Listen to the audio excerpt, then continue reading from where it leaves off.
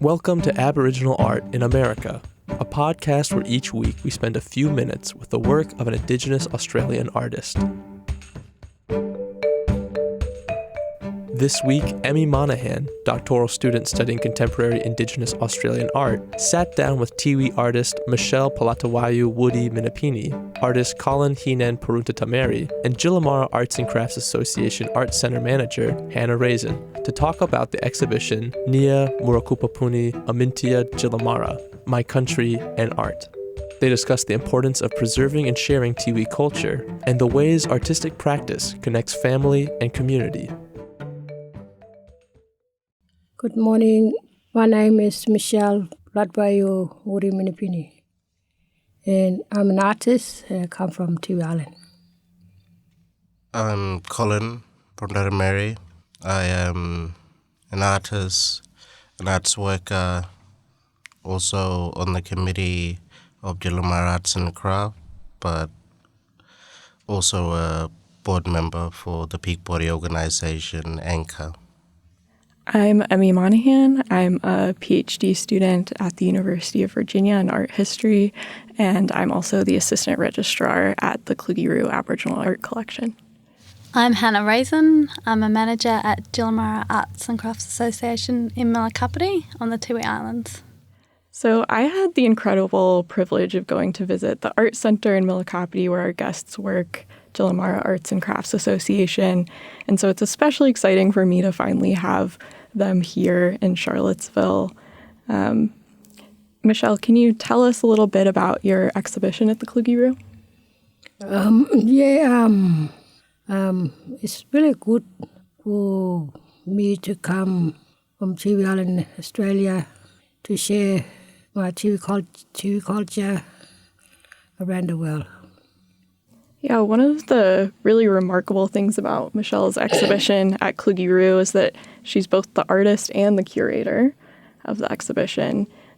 Usually with our residency exhibitions, artists show their new work, but Michelle wanted to put her new work in conversation with other Tiwi work that was already in Kluge-Ruhe's collection. Can you tell us a little bit about that decision to work with the old Tiwi work and also make new work in reaction to it? Yeah, for me, it's really important for the exhibition and looking at our ancestral art, Tiwi art collection, and I also shared our Tiwi artifacts from our ancestors and did new work, and it was part of also the exhibition. At the center of this exhibition is your marawi, the grass skirt that you made. And you were looking at a skirt that was in the Kluge-Ruhe's collection. And I've also seen a lot of powerful images of your sister teaching you how to make that fiber work. Can you tell us about making that marawi? Yeah, at first when I started at Jilamara and having that connection with my late sister Rachel, it was really important for me to learn from my elders and by watching her. So at that time, I had that moment with her and learning to make and collecting all the materials and bandanas and dye, and also preparing it. And it was really important for my sister to have that knowledge for me to pass on. And her culture is really strong too. Yeah, so you're the next generation of working on next generation. And the other really important piece, I think, in the exhibition is your tunga. So we have 2 tunga bark baskets from the Kluge-Ruhe's collection, and then you also made your own tunga. Can you tell us about the process of making a tunga? Yeah, at first at Jilamara, when I was looking at the images from the Kluge-Ruhe collection, so I decided to look at our ancestral TV artifacts from Gluguru collection. So I was looking at that, and from there I started making my new work with the first I made the bark basket, then also the grass skid. And what is a tunga?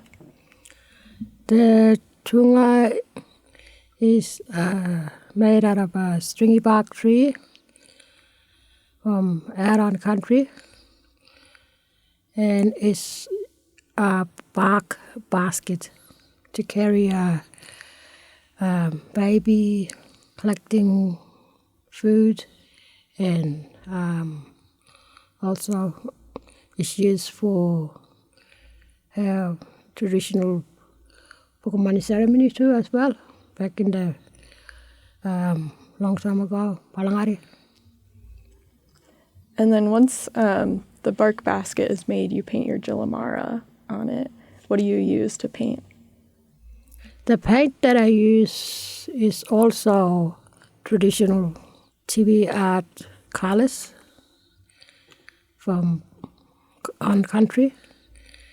So it's also used for doing painting, and also we paint ourselves for Pukumani ceremony, and also for art painting.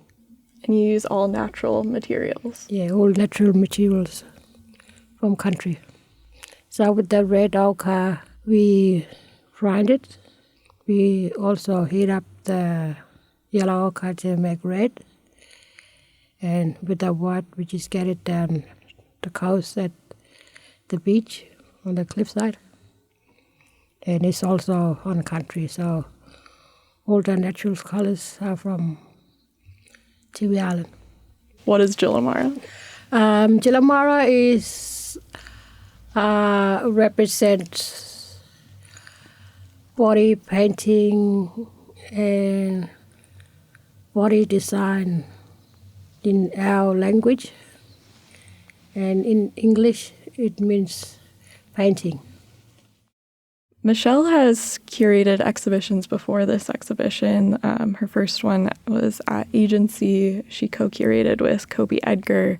And then she also co-curated an exhibition at Charles Darwin University that was about the history of the Jilamara Art Center, and it was titled Tide Going Out, Tide Coming In, which I thought was a really beautiful way of illustrating how cultural knowledge is passed from generation to generation through art. So can you tell us a little bit about your curatorial practice? Well, with my curatorial practice, it was really important for me to carry on that knowledge from our ancestors where they left. So TV art is really important in culture, and with curatorial that built up that career with Toby Aker in Agency, and also with Joanna Bachman from Charlestown University, and also for me like doing that curating and being part of that curatorial exhibition. And there's also the Mullawuri Museum at Jilamara, the art center in Murrakupupuni. It's the keeping place in Murrakupupuni. Colin, could you tell us a little bit about the Mullawuri Museum?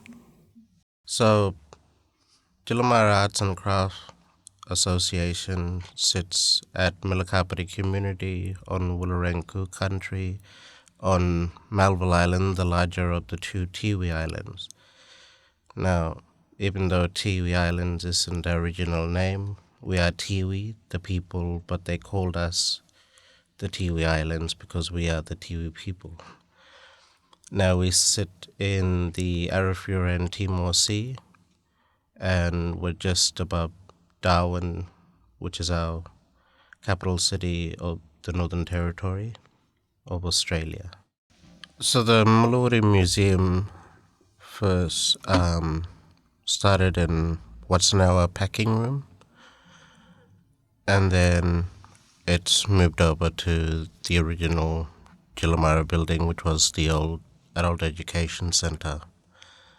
And in there we have many different collections that has been given back to people.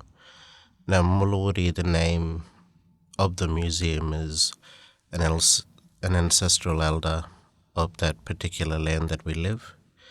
And to honor the traditional owners of that land, we have dedicated his name to the museum.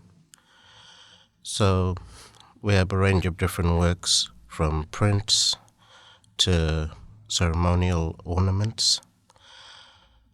Also a lot of tutuni that have moved from the first building to the current building. A few ceremonial objects were given back by Britain recently.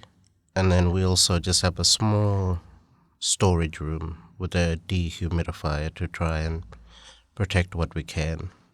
And a few spears in there as well that needs conservation work. And what are the future plans for the Mulawuri Museum? Well, we've already discussed this with the traditional owners of Murrakupupuni, and they're happy to support us in our endeavour to get the plot next door in order to build a new museum where we'll not only have a gallery sort of space to show these works that we have, but also a storage room, a digital archive and knowledge centre where, the community can come and engage in the digitized collection that we have, but also a storage room which will have both sacred and public storage, and that will hopefully be cyclone coated, so then we can actually keep things protected if a light cyclone was to happen, but also a conservation lab where we can protect and preserve a lot of our collections for future generations.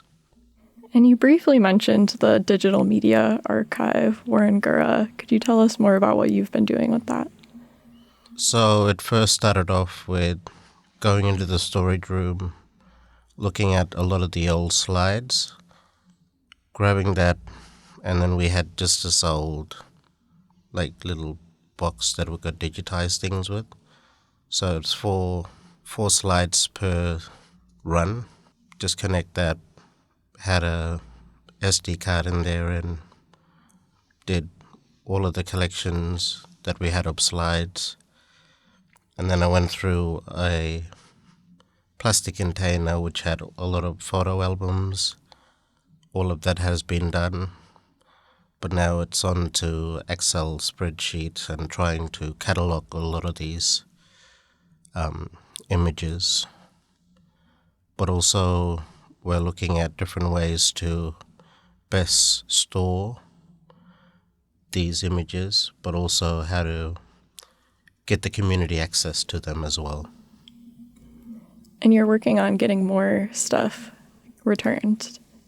So in regards to getting more digital repatriations, we are in conversation with IATSIS, which stands for the Australian Institute of Aboriginal and Torres Strait Islander Studies. We're hoping that by July we get a hard drive with as much as we can get, but we're still in that conversation at the moment. And why is it important to have that stuff back in the community?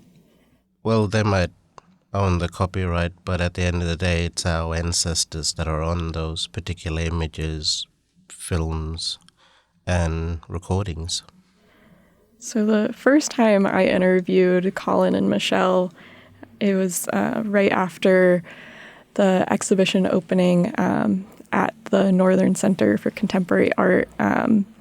They had a piece in that exhibition that opened in 2024, and their piece was this collaborative multimedia work titled Kapala, So can you guys tell me about the digital media and multimedia works that you've been producing? There are multiple like digital media artworks that has been done by the Art Center, but the two in particular that Mum and I have been involved in is Yoi exhibition and the Kapala one that you spoke about. Now, Kapala in our language means sailing boat, and it's a loan word given to us by the Macassans, who are an island off of Sulawesi in Indonesia. And that particular exhibition you was talked about the tripang or the taripa, which is known in English as sea cucumber, and that trade that occurred between Indonesia and Northern Australia. And Kapala is our totem, both Mum Michelle and I. So when we dance Kapala at various events, cultural events on the island.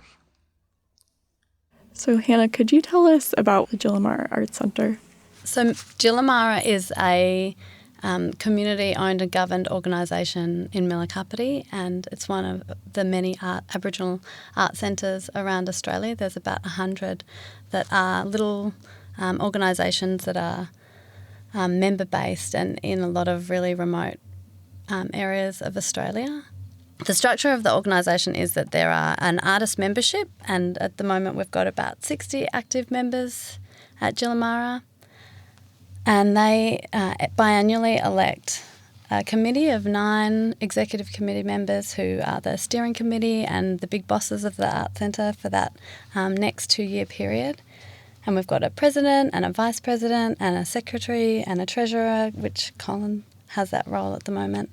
Michelle's a previous president of the Art Centre and is currently focusing on her career at the moment. So she's not in that role at the moment, but we've got our president's Pedro Wanameri, and then that the organisation employs about 20 people in Murrakupupuni across roles from collecting materials on country and, Colin's doing a lot of digital archiving work through management and other kind of roles. And what do you do at the Art Centre? So I look after a lot of the business side of the Art Centre, from looking after the money story and working with galleries and lots of things. And when did you start working at Jilamara? My husband and I moved to Murrakupupuni at the end of 2018. So we came we had a 6-month-old daughter, and we all moved up to Murrakupupuni. We'd never been there before, but we were very lucky to be welcomed by such an incredible community of people and incredible kind of really long-standing governance system and community of artists that have taught us a lot about how to be in the community and how to support the artists and the Art Centre and keep it strong in abiding by all the kind of Australian government requirements that we need to fulfil as an association, but also making sure that, that everything is conducted in a really culturally appropriate way. The mission of the Art Centre is to keep culture strong through art, and so that sort of encompasses lots of community development programs and working with the local school children through culture class programs. We do lots of artist development projects, and this year we've got a batik workshop coming up, and we do lots of screen printing and different kind of engagement projects to bring different people, new people in, but also, building people's careers so that they're sustainable and, reaching out overseas and places like that. So it's exciting time for Jilamara. A little context for the listeners, we're recording this towards the end of their 2-week residency. I was hoping that we could maybe reflect on some of the things that you guys have done while you're here. When planning the residency, you all put a big emphasis on paying respects to the custodians of the land of what is today known as Virginia. We went to the Pamunkey Reservation. That was one of the first things we did as part of the residency. And then we also went down to Bear Mountain to visit the Monacan Nation Museum. Could you guys tell me a little bit about that experience and also why that was important for you guys to go do that? It was like different from our culture and getting to meet with the traditional owners, the Pamunkey and Monacans, and sharing culture and looking at their and learning from them. Me as coming from Australia, learning like their culture and the Monacans, and also was like learning from us too, like Chewy culture. What about you, Colin? Well, like as Indigenous people, as Dewey, we have an obligation to meet, or at least try to meet, the Indigenous people of whose lands we are on. Like even when we go out on country to go hunting or just go out fishing or visiting, we'll call out to the ancestors to let them know that we are there. So going to both Bear Mountain and to Pamunkey Res, it was good to establish a connection with the local people of these areas. But also as somebody growing up watching, the movie Pocahontas, even though it's, misrepresents the actual story that happened, it was good to meet a descendant of those people and even where her father was buried. That was a unique experience to walk where they both stood, these everybody knows them around the world and have watched that Disney representation of, that story. But also exchanging gifts. We gave one of Mum's material over, they gave her an oil painting, and then we got a few shirts and, hearing that welcome song that the chief done at the Pamunkey Res, and, really being welcomed by not only him, but that song, goes back to his ancestors. And then we also sang and danced and did a bit of smoking, so there was also cultural exchange, as well as the presentation Mum did to, just give them a sense of where we come from. And then with Bear Mountain, it was good. Even though we only just met Sue at the Bear Mountain Monacan Museum, the amount of artifacts and stories held within that little space, also the school and the church, there was so much history there. And she spoke of there only being, 500 within that population, and that's same like home. There's only 500 of us back in our community at Murrakupupuni, but also that many younger generations are moving out for better opportunity, the same as home. So many similarities in regards to not having, access to better education, better health,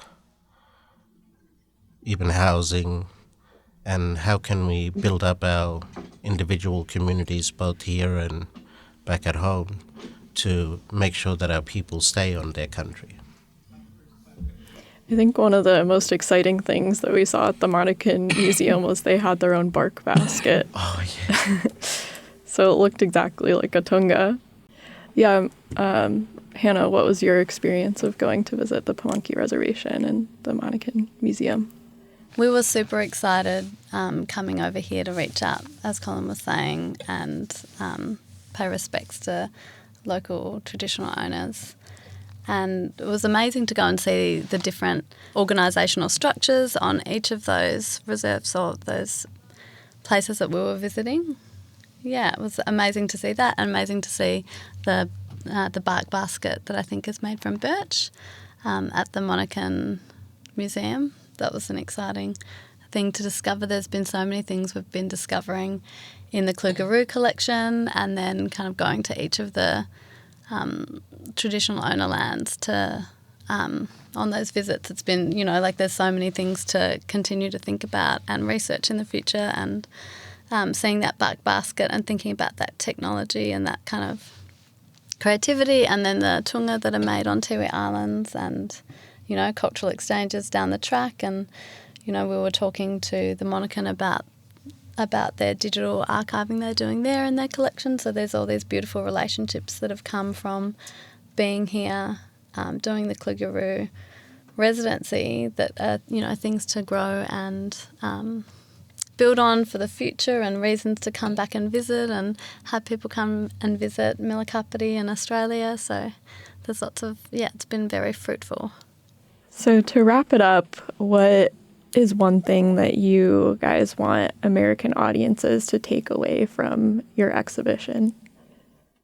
For the American to have experience and learning from our culture, and for them to understand about Tiwi culture, and hopefully my art painting will probably go to their new home, like art style, and so I can have some good money story.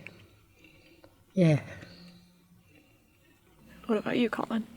I think right now we have a unique opportunity to get some exposure on what is Tiwi art, but also Aboriginal art.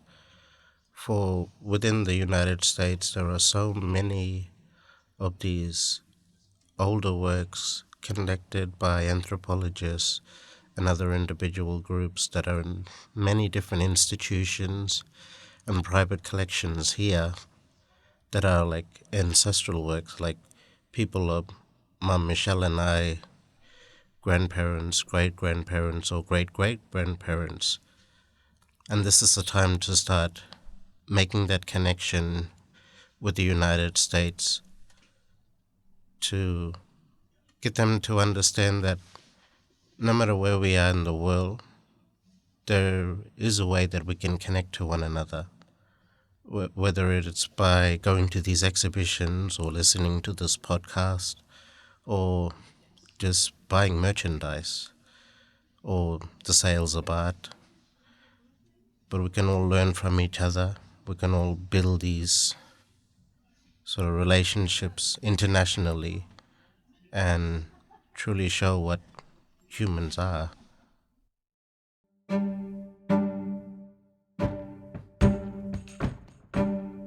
That was Emmy Monahan in conversation with Michelle Palatawayu Woody Minapini, Colin Hinen Peruntatameri, and Hannah Raisin.